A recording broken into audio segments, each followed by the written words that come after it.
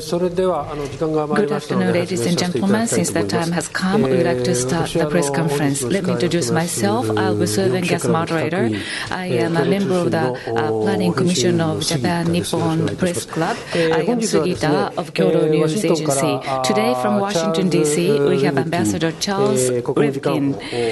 Assistant Secretary of State for Economic and Business Affairs, as a guest speaker. We would now like to start the press conference. Ambassador Rivkin, Assistant Secretary,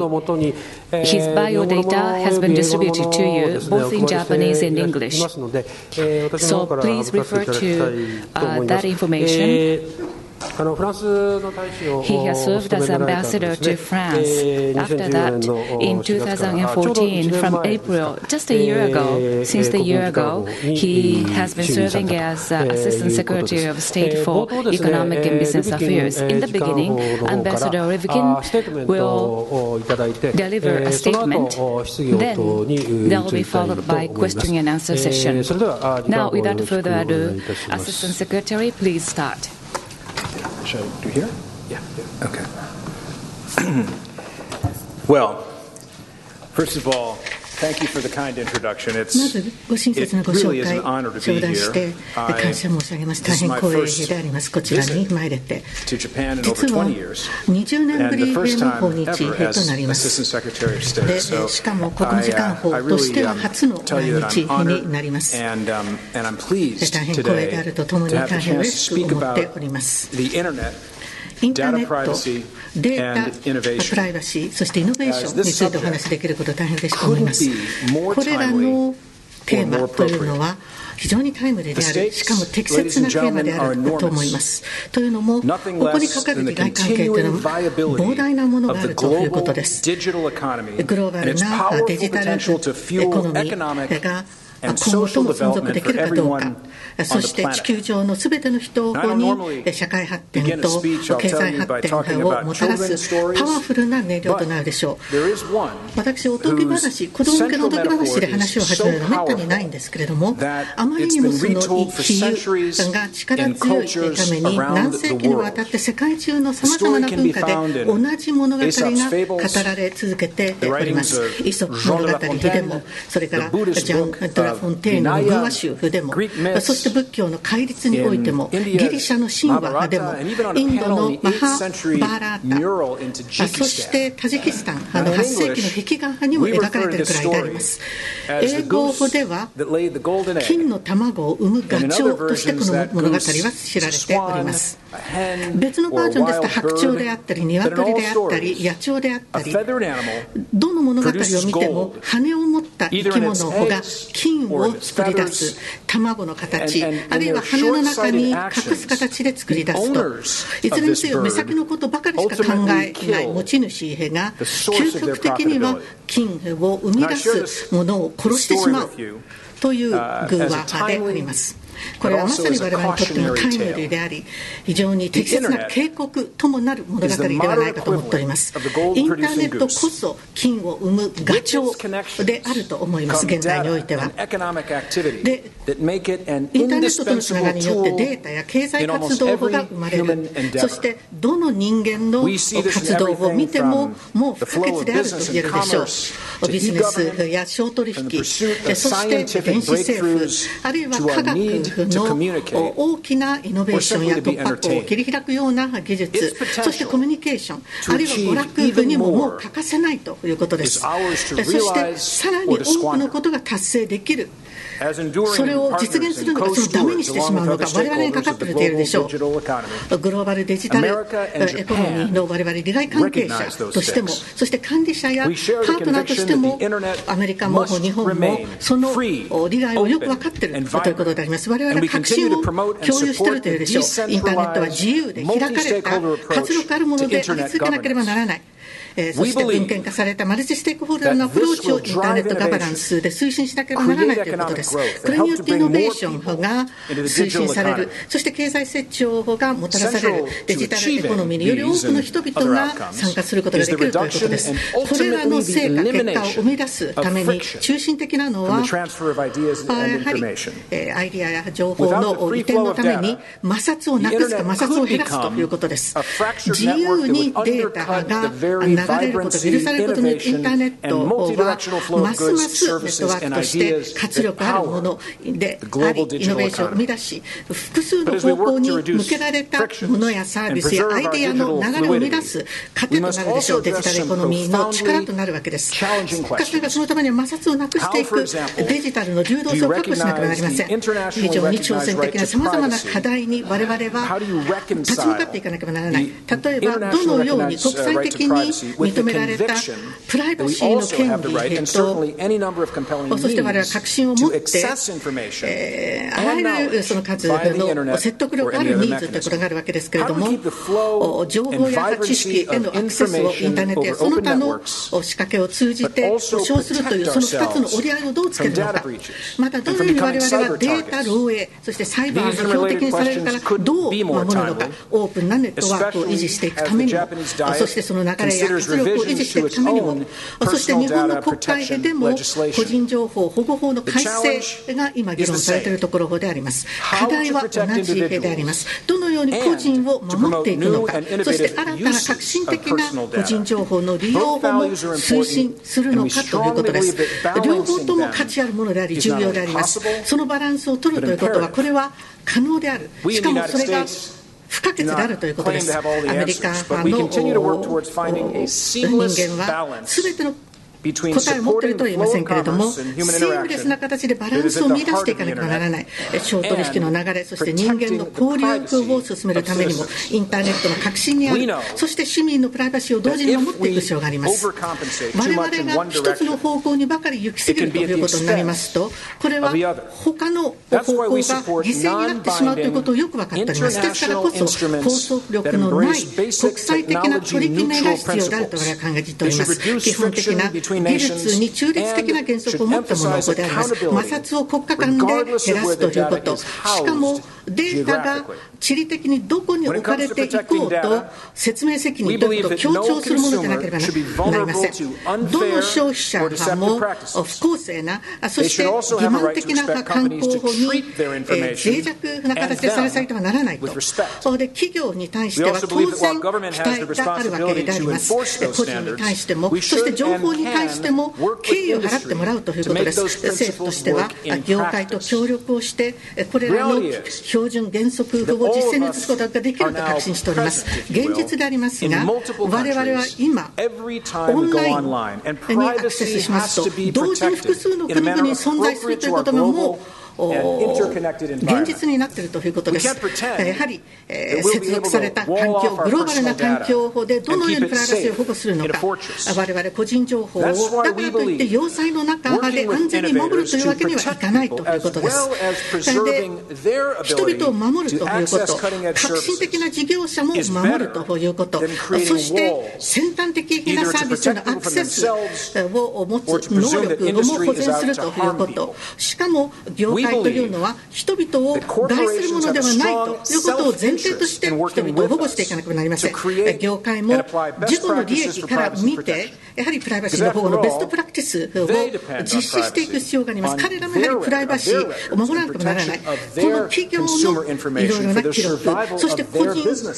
顧客の情報の保護も企業の存続のためには欠かせないからです。アメリカにおいては金融や健康情報をはじめいろいろな分野ごとのプライバシー保護法があります。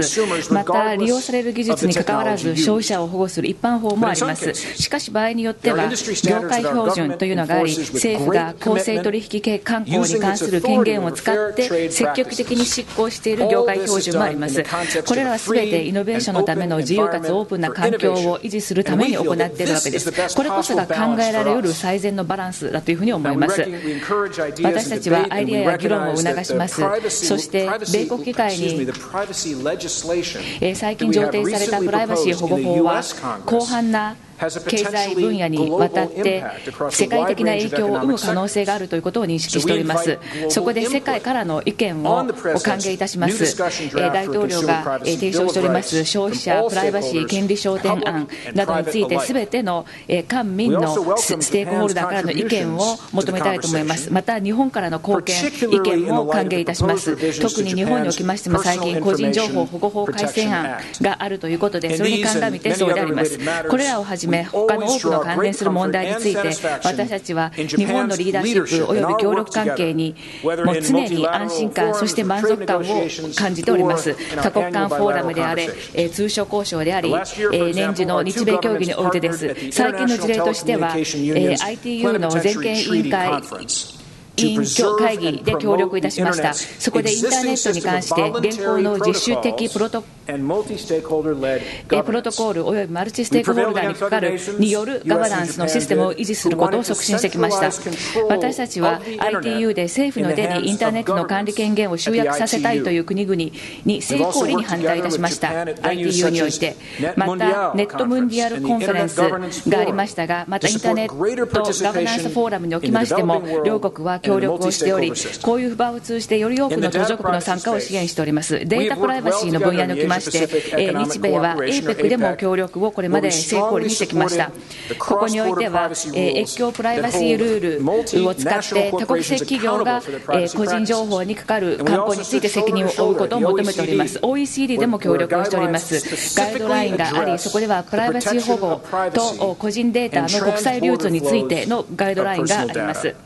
我々日米間のパートナーとしてのこういった会話は有益であり、生産性が高いわけです。なぜならば信頼や率直さ、そして友情が根底にあるからです。信仰の問題、例えばデータ神経についても懸念をご共有しております。日米においてそのような事件があったがゆえに、デジタル経済への国民の認識と懸念が高まってきました。手を打たないと電子商取引に対する消費者の信頼が脅かされかねません。お互いの課題を対処するための枠組みを互いに尊重しながらも協力をしていきます。インターネットの活力を維持し、そして世界の経済社会発展のためのエンジンとしてインターネットがもたらしうるその規模の経済を支持していきたいと思います。我々はしっかりと最終目標を見つめております。つまり個人を保護する一方で、インターネットの持つ素晴らしい力、つまり人々の生活を改善し、活用し、合理化し、豊かにし、深みをもたらす、高揚してくれる、そういった力を損なわないような賢明な政策を作りたいというのが最終目標です。最小限の摩擦でもってコネクティビティを促進し、サポートすることで、私たちはただ単に現在のインターネットを維持するだけではなく、さらに発展させて地球上のすべての社会が活用できるようにすることができるでしょう。現在30億人の人々がインターネットに接続しております。30億人です。しかし世界の人口の半分以上が接続されておりません。いろんな理由があります。防水であったり、接続性の欠如であったりが原因になっております。そこでより大きなデジタル共同体というものを世界の最も遠隔の地域から最もにぎわう都心にまで広げていきたいと思います。言い換えるならば、より多くの人々の願望を達成させることができるわけです。より多くの市場、またより大きな消費者の選択肢やヘルスケアへのアクセス、そしてより効率的なサプライチェーン、そして最終的にはよりイノバーティブな生産性が高い安全な幸せな地球が生まれるわけです。1年前にはこのようなあまりにも大きな野心というのは無視されたでしょう。野心が大きすぎると言って。しかしデジタル時代においてはこれはまさに可能になってきたわけです。最後になりましたが、アメリカの建国の父の一人ベンジャミン・フランクリンの言葉を引用したいと思います。彼は合衆国憲法の起草者の一人であり、アメリカの最初の外交官でもありました。ちょうど憲法を起草している時にほとんど完成している最後の段階になって、ある人が尋ねたのです。フランクリン博士、結局何なんですか？共和制ですか？君主制ですか？それに対しベンジャミン・フランクリンは共和制だ、維持さえできればねと言ったわけです。このデジタル時代において私たちは最も重要なものを保全しなければなりません。つまりインターネットに必要な自由と流通だけではなく、それらを使う人々を保護をするということを担保しなければならないけれども、これは非常に難しいバランスであります。でも私たちは正しい判断に至るための手段、資源、意思を持っていると思います。ご清聴ありがとうございました。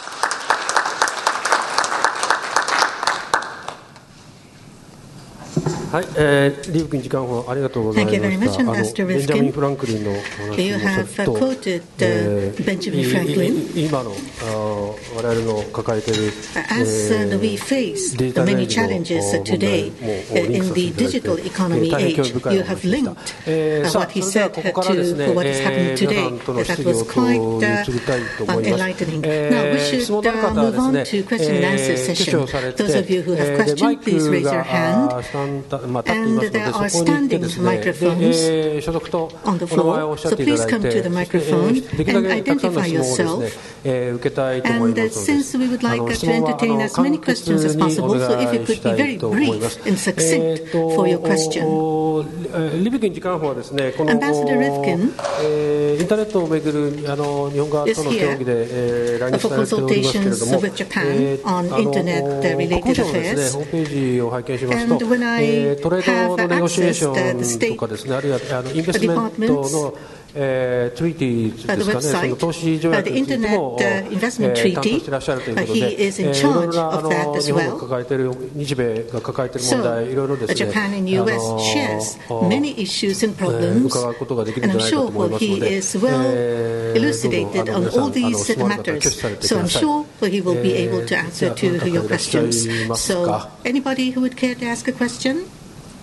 い。じゃあですね、ちょっと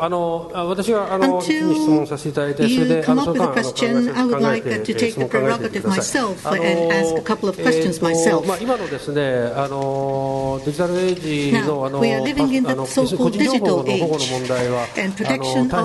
重要な問題となっているんですけれども、国務省の次官補というお立場からですね、お立場ですので伺いたいのは、この問題におけるですね、サイバー空間のその保護に関するですね、国際的な条約をですね、作る必要があるというふうに唱えられています。それで国連などでもですね、そういった議論が進んでいる、あるいは始まったかに聞いておりますけれども、アメリカ政府はですね、この国際条約の必要性についてどのような立場で臨んでいらっしゃるのか、あるいはアメリカ政府の方から何かそういったOr is the U.S. government, in other words, ユニバーサルな条約を作っていくようなそういう提案というかそういうのをお持ちなのでしょうか。 any proposals or approaches in creating such universal international treaty? Well, thank you very much, ご質問どうもありがとうございます。 It's true 確かに at the State Department, one of 国務 the 省 briefs that で I'm は responsible for 私が管 is 轄している a 責任 team 分 of 野の people 一つ who は are trying to keep the internet safe イン and ターネットを open 安全で and free and オープンで managed 自由 within で a そして multi-stakeholder マルチステークホ environment. ルダーの環境の下で管理できるようにしていこうというチームも私の所管しているところであります。実はアメリカ18兆ドル経済のかなりのものが20年前に全く存在していなかったところから生まれているということです。ですからインターネットは大きな原動力となっております。成長と機会の推進でも。ただマルチステークホルダー環境ということで、日本もアメリカもこれが必要だと感じております。重要な同盟国同士ということで、やはりこれが必要だと感じ、協力をしているところであります。インターネットを取り巻く環境というのが起業家、そして企業が十分活用できるものであり続けなければならないということです。また米日は ITU の全面会議でも、それからネットモンディアルからブラジル、あるいはインターネットガバナンスフォーラムでも、そして6回にわたって日本とも協議を重ねていろいろ協力をしてまいりました。米日のサイバー対話も2回目の会合が行われたばかりであります。米日とも APEC のプライバシー枠組み、あるいはこの国境を越えた共プライバシー枠組みに我々はコミットしているということで、日本と協力をし、インターネットが従前性を維持できるようにしていきたいと思っています。それでは他にありますか。 Now, anybody from the floor, or maybe I can ask you another question while we are waiting for questions from the floor. 経済商務担当の国務次官 You 補 are ということなので、 Assistant Secretary in charge of Economic and Business Affairs, so I would like to ask you the following questions. That is, for one thing, between Japan and the United States, or maybe in the Asia Pacific, I think the TPP negotiation is now underway among these countries in Asia Pacific. Prime Minister Abe, at the end of April, is going to visit the United States, and toward that timing, major breakthrough can be expected. Expectation is getting higher and higher. Now, but before that, so-called TPA, Trade Promotion Authority, TPA issue is something we have a great interest in. As an administrator, as a government, maybe you are not able to make a comment on the development in the Congress. However, since you have come from Washington, D.C., I want to ask you this question. TPA, what is the current status of TPA discussion, and when is it going to be submitted to the Congress? When is it going to pass the Congress? What is the prospect? And also, as a result of that, how is it going to impact on the successful conclusion of TPP? 質問ありがとうございます。どうもありがとうございます。質問。ちょっと一歩下がってお話をしたいと思います。TPP についてお話をして、ここにお集まりの方、皆様ご存知だと思うのですが、私たちほぼ妥結のところまで近づいております。本当にトランスフォーマティブな革新的なものになると思います。でも交渉の問題というのはご存知のように、最終ラインのところに近づいてくると、最後の最後になって、本当に難しい問題があと残っているんです。だからゴールラインには近いけれども非常に難しい問題がいくつか複雑な問題が残っているというのが現状であります。しかしもう一つ重要なのは対象を見るということです。 TPP というのは12の国が TPP に参加をしているわけですけれども、それがこの国々が世界貿易の 30%、 そしてグローバル GDP の 40%、 さらには将来の想像される世界の経済成長の 50%、 そして8億人の人たちが関与しているわけです。非常に野心的なハイレベルの合意にしなければならない、これまでになかったようなレベルであります。日米両国政府におきましては戦略的な重要性を認識しております。日米が協力をすることによって、そして経済的なこの枠組みを21世紀のために作ることの戦略的重要性を認識しております。 TPA の話が出ました。 TPA のアメリカにおきます、オバマ大統領が一般教書演説におきまして、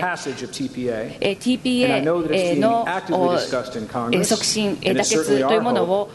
働きかけまして、そして議会で議論されることを呼びかけました。近々それが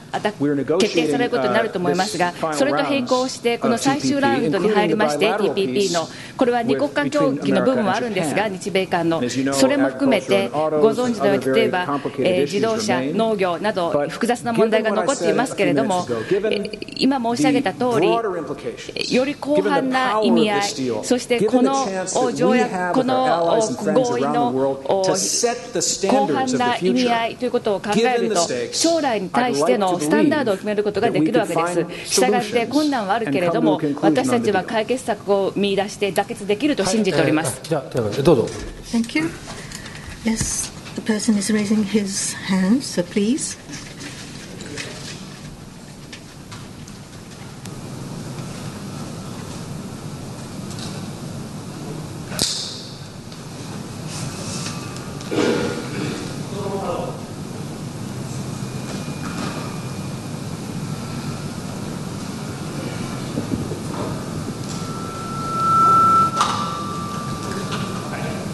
Hello. Thank you very much for the statement. ご縁どうもありがとうございます。泉谷水と申します。市民社会の一員でありまして、大使館の友人から招かれてここにおります。私、2つ質問したいと思います。私は IGF に深く関わってまいりました。マルチステークホルダーということで、努力してきたんですが、マルチステークホルダーをなぜ米国政府が支持しているんですか、どういうメリットがあるのかということを伺いたいと思います。日本では広く認識はされてないわけです。なぜマルチステークホルダーの環境が必要なのか、ちょっと繰り返していただけますか。なぜアメリカ政府としてはマルチステークホルダーというのが重要だと考えているのか、とりわけインターネットガバナンスについて、それを教えてください。と言いますのも、日本ではこの点は広くまだ認識されてないということがあるからです。2つ目の質問ですけれども、米国政府は市民社会とどのように関与をされてますか、このことに関してというのが2つ目の質問です。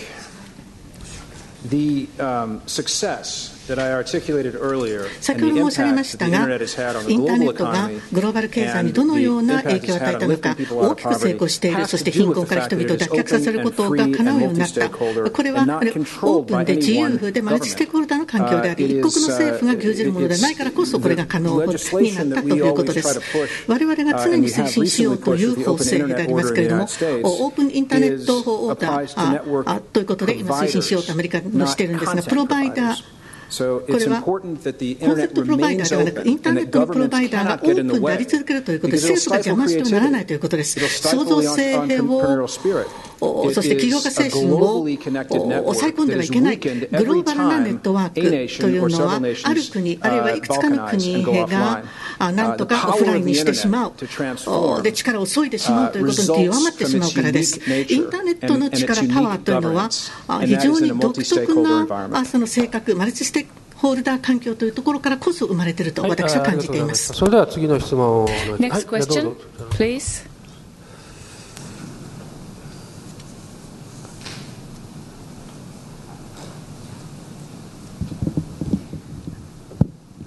Thank you for your time today. お時間いただきましてありがとうございます。杉本理恵と言います。NHK の記者であります。AIIB についてご質問いたします。もっともっと多くの国々がこの AIIB に参加をしようという決断を下しているわけですけれども、アジアインフラ投資銀行のことですが、それについてアメリカはどのように反応するんでしょうか。もし日本が AIIB に日本も参加すべきだと思われますか。具体的に質問ありがとうございます。非常に多くの国々が参加をしようということを決めたということですけれども、潜在的には素晴らしいことだと思います。その意味するところを説明いたします。アメリカというのは全くもう明確に申し上げたいと思います。というのは時々混乱をきたしておりますので、アメリカというのは全く反対しているわけではないのです。 AIIB に対してどのような国々でも参加をする主権を持っております。私たちは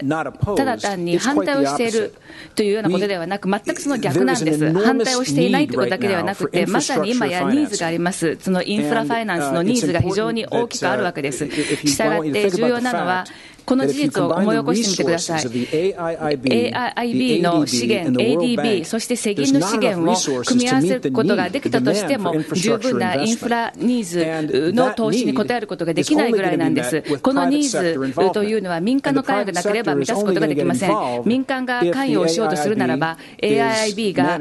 きちんと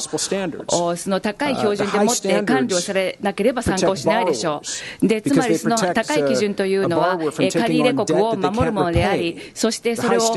返済することができないというようなことになってはならないわけです。またこの借入国の市民に対しましても国民に対しましても環境などにおける悪い影響を生み出さないような形でのインフラ開発が必要になってきます。したがってグローバル社会は70年にもわたって基準を作ってきた、それがうまくいっております。世銀や ADB においてでこの答えをなぜ潜在的に素晴らしいかという答えで始めたかといいますと、 AIIB がもし可能な限り高いスタンダードで管理をされたならば、そうすると既存の機関を相互補完することができるようになる、そうすると素晴らしいわけです。全く異なるスタンダードがインフラ投資について作られるということになると、それはいいことではありません。したがって、すべてのパートナーと協力をしながら、この参加の関心表明をしている国、あるいはしていない国々とも協力をしながら、私たちが担保をしたいのは、この AIB がきちんともうベストなスタンダードで管理運営をされていくということです。それが可能であるならば、その既存の枠組みに対する非常に歓迎すべき追加だというふうに思います。追加発言ですけれども、それをするための非常にいいやり方は AIIB が共同プロジェクトを世銀や ADB とするということです。そうすれば素晴らしいと思います。例えば知識共有やベストプラクティスの共有をすることもできますし、また例えばディールをどんどん生んでいく、ディールパイプラインを膨らませていくということもできると思います。ADB や世銀が持っているその今後の候補ディールがありますので、したがってできるだけ高いスタンダードを求めるだけではなく、パートナーシップも重要だと思います。国際社会の中で一つの整合性のあるそのインフラ投資をの基準を作ることができればと思います。AIB については何か他にフォローアップ質問はありますか？ Any follow-up question on AIIB? これ、あれですか、例えば、いくつか問題点をですね、ガバナンスの問題とか、トランスペアレンスの問題を日本やアメリカは指摘しています。こういった問題が解消したと判断すれば、アメリカが AIB に加入するということも考えられうるのでしょうか。Then is it possible that eventually the United States may join the AIIB?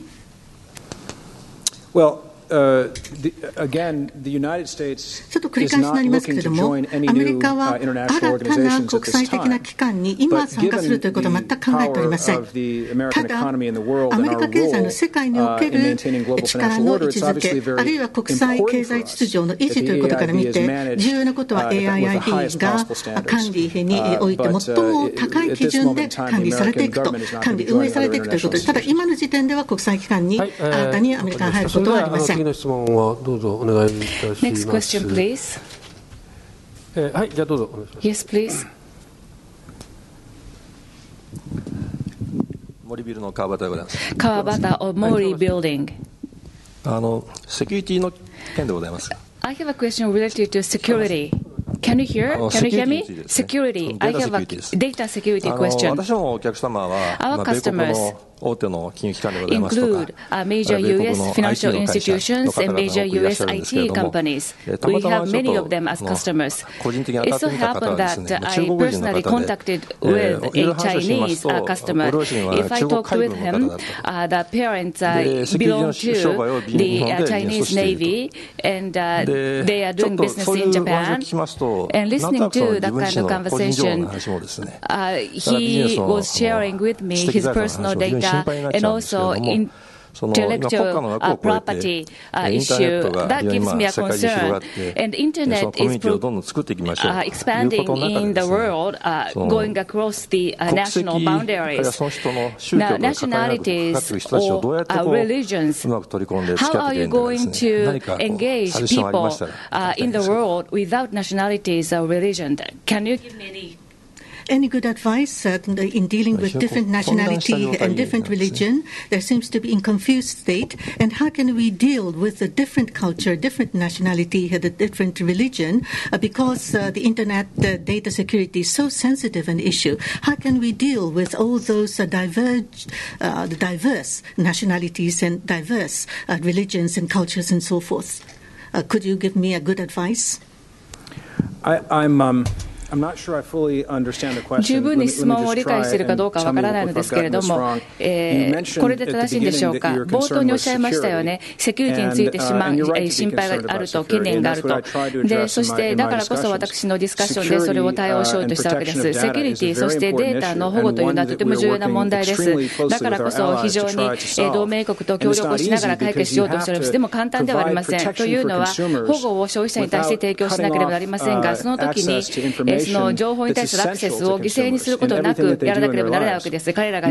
情報を必要としているからです。また宗教についてもおっしゃいました。その2つのつながりがよくわからないのですけれども、インターネットのいいところというのは、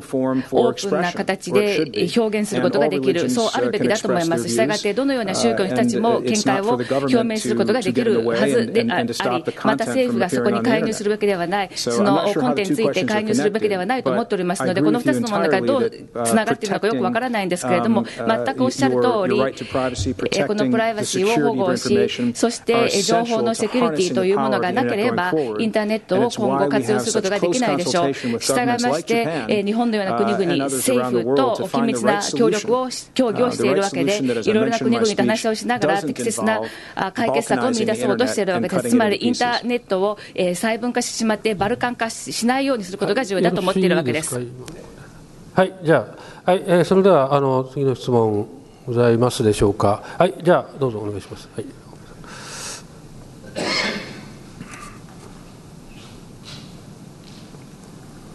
Mr. Secretary,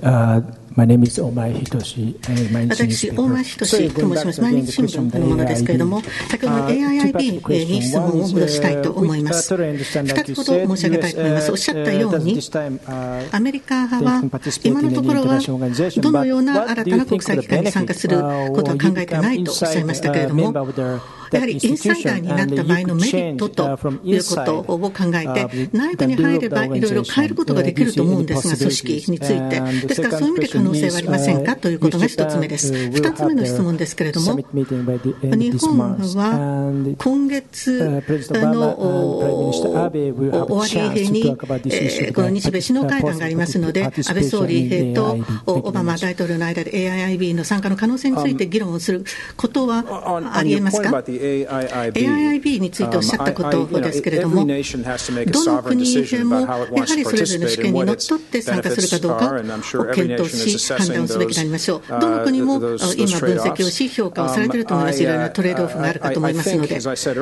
の思うに先ほど申し上げましたように、膨大な、また切迫したインフラ投資のニーズがあるということです。ですから、適切な形で実施されれば、いわゆる幅広い形の国々の集まりとして最も高い基準で運営されていることになれば、70年にわたる世銀やアジア会銀などがこれまで示してきた優れた慣習の蓄積ということを取り入れることができれば、やはり国際的な金融アーキテクチャの一部として十分力になると思うんです。で、どの国もやはりその国が判断すべきだと思うんですが、我々は正しい適切なやり方でぜひ遂行されてほしいと思っております。AIIB のガバナンスについては。これまでのところガバナンスについての文言を全く見ておりませんので、特にまだ意見というものはありません。ただ我々も注目しております。ガバナンスやいろいろな基準がグローバルな要件に合っているかどうか見ていきたいと思います。先ほど70周年とおっしゃいましたか。ちょっと2番目の質問よくわからなかったんですが。この日米首脳会談ですよね。安倍総理の訪米についてですよね。非常にエキサイティングだと思っております。多くの意味では70周年ということもありますし、ワシントン DC、2013年の首脳会談が安倍総理と、そしてオバマ大統領の間でラポールが生まれたと。で、昨年のその会合がさらにそれを固くしたと思っています。ですから今回また再び、とりわけ70周年という重要な記念の節目ですので、どのように両国夫婦の友好関係が永続するものにできるのかどうか、そしてアメリカは日本を最も重要な同盟国の一つと考えておりますので、私も非常に期待しております。で、国務省の就職会に私も出席する予定ですので、大きな成功となるでしょう。どうぞお願いします。Yes, please.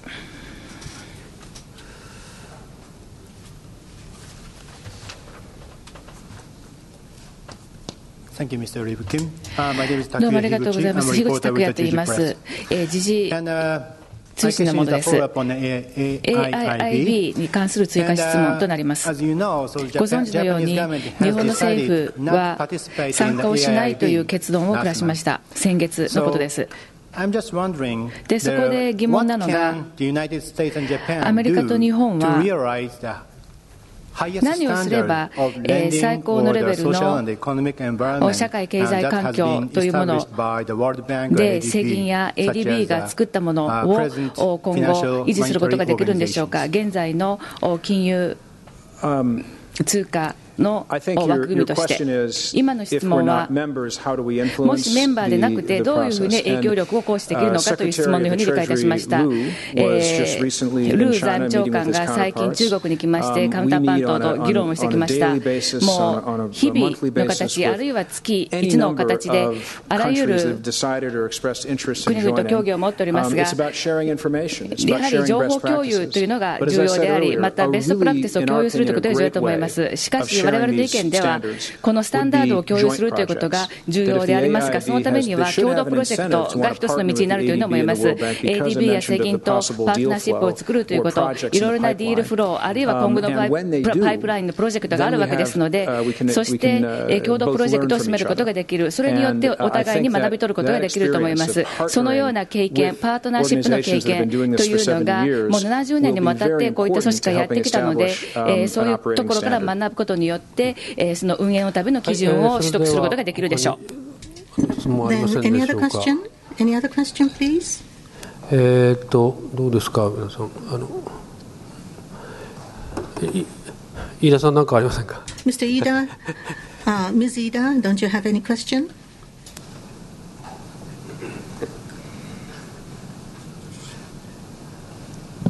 Hi, my name is Kaori Ida with NHK Public Television. NHK のものです。TPP の話を戻します。少し教えていただけますか。今、ワシントンにおけるムード、雰囲気はどうでしょうか。よりポジティブになっておりますでしょうか。民主党、共和党が非常に分裂しているという話が聞こえてくるんですけれども、どこまで議会はTPA 貿易推進権限について、そしてやがて TPP について合意できると思われますか。私の方からは特に代弁するということはできません。貿易交渉というのは常に評決を取ると接近するから、接戦になるからです。で、ワシントンの方で今状況どうなのか、私としてはつぶさには知りません。貿易に関するディールというのは米国民によく理解されないということがあります。ですからオバマ大統領は私自身も含めて行政府の人間にアメリカ中を旅して貿易のメリットを個々のコミュニティに話をさせるということをしております。これまで最も担く労働基準も入り、最も高い基準を持った貿易協定となるはずです。このようなディールは企業家にとって、中小企業にとっても大きなメリットをもたらすはずであります。アメリカ派では企業の 98%、95% くらいかもしれませんが、中小企業であります。で、そのうち 1% のみが輸出をしているということです。中小企業の 1% しか出場していない。しかもその 1% の6割がカナダとメキシコ向けであります。ですからグローバルな貿易協定ができれば、こういった小さな企業が初めて海外に輸出ができるようになるということです。関税、そして非関税障壁が取り除かれるからです。で、これは本当に実存主義的な大きな変化ということになります。中小企業にとっては。というのも中小企業というのは海外にわざわざ駐在員を置いていろんなことをできるわけではありません。ですから法の支配、透明性ということがだからこそ不可欠であります。中小企業にとっては。で、より多くの国民がこのことを分かってくれれば、このディールの持つ力を持ってくれれば、環境にとっても良い、労働にとっても良い、雇用の創出にとっても良い、そして全ての貿易や経済の船が押し上げられるということを考えてくれれば、そして教育にとっても良いということまで考えてくれればということです。ですからこそ我々あちこちにいわば解いて回っているということです。で、オバマ大統領もぜひ TPA の合意を受け付けたいと。で、頑張れば、一生懸命頑張れば TPP のゴールには近くなると、日本やその他の国々とも合意にこぎつけられると思っています。で、具体的な質問は今議会のムードはどうかということでしたが、私自身は国務省の一員ですし、75% や出張に出ている人間ですので、私はあまり適切な人間ではないと思うんですが、そういう答えをするのは。ただ、このディールについてよく理解する人が増えれば、やはり我々の味方になってくれるのではないかと期待しています。どうでしょうか。まだもうちょっと時間ありますけれども。Thank you very much. We still have some time left. Is there any more question? Yes, please.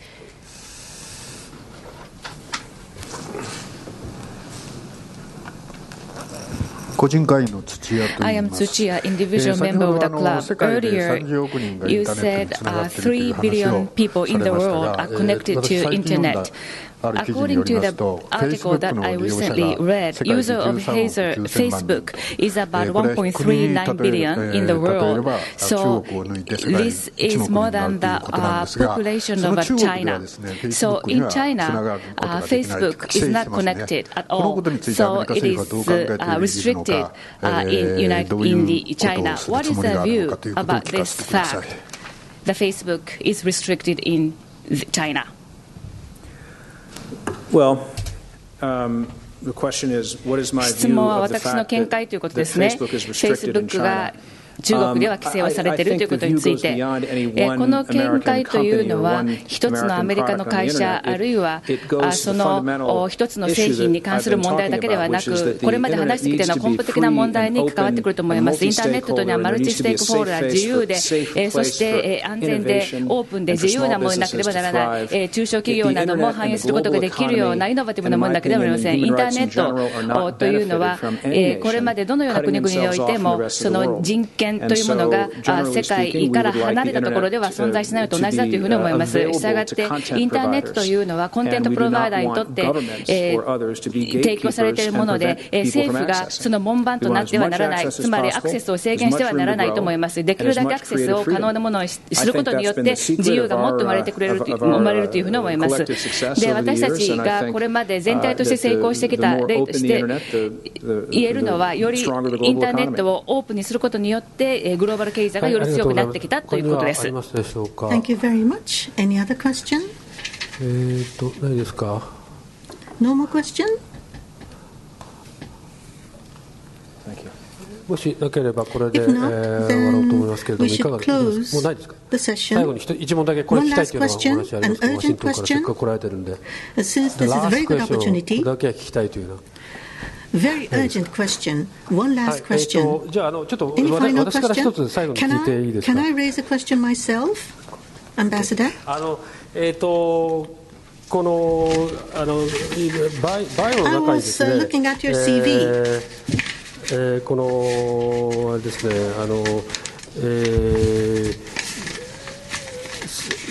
アメリカ外交官の知的勇気および建設的反対意見を奨励する国務省のリブキン賞というのがあると聞いています。で、これはいわゆるアメリカにおけるその少数の意見とかですね、あるいは内部から出てくるいろいろ批判的な意見を重視してですね、それを無視しないと、実らせるという非常に重要な賞だと思うのですけれども、この賞はですね、だいたい毎年かなりの方がもらうんでしょうか。それともあまり受賞者はいないんですか。これは日本ではこういう賞がないのでですね、ぜひちょっと伺ってみたいと思います。comparable award in Japan at all, so I was curious to know what is happening. ご質問どうもありがとうございます。非常に私にとっても個人的に非常に身近な問題ですので、私の父はルクセンブルグ大使をジョン・ F ・ケネディの政権で、そしてジョンソン大統領の下でガンビアの大使をしておりました。で、心臓麻痺で亡くなったんですけれども、私が小さい時に、で当時はヒューバート・ハンフリーが副大統領で、彼が名付け親でありました。で、1968年にこの賞を作ってくれたんです。知的勇気及び建設的反対意見に対して与えられる賞ということです。アメリカ政府の全体を見ても、アメリカの政府と必ずしも一致しない意見を持っている人に賞をあげるという、しかも私の名前がついた賞というのは非常に光栄だと思っています。私の父はイエスマンではありませんでした。はい、大使、はい、大使という人は大嫌いだったんです。で、もともと CEO だった。そしてもともと大使だったということで、私自身もベストなアイデアというのは、やはり熟慮された議論、熟議から出てくると思っています。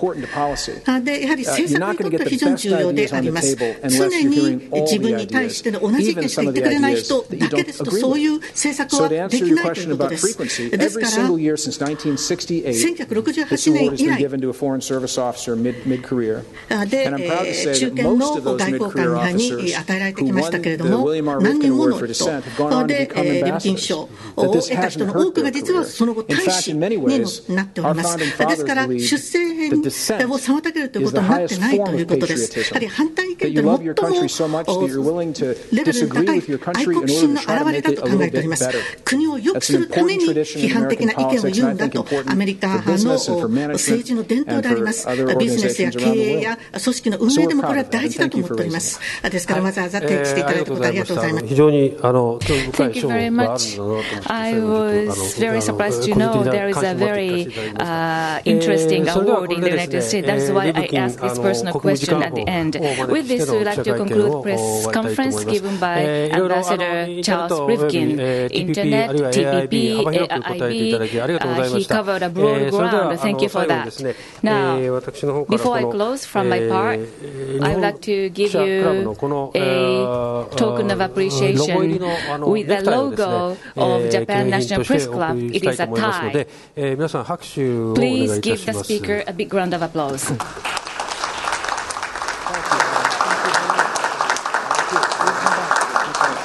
Ladies and gentlemen, before you go, I want to reciprocate this very 私の方から kind も gift. この本当に素晴らしいギフトをいただきましたので、多分ワシントン DC でこのネクタイをつけたいと思うんですが、私からのギフトもございます。で、これはコインです、メダルです。アメリカの国務省のものなんですけれども、ケリー長官から自らその渡してきてほしいと友情を表すためにというふうに授かってきたものであります。差し上げます。じゃあこれは記者クラブでみんなでいただいたということにしたいと思います。So everyone has been collectively be given this gift. So collectively this has been given to Japan National Press Club. Is how I understand it. Thank you very much indeed. This is the end of the press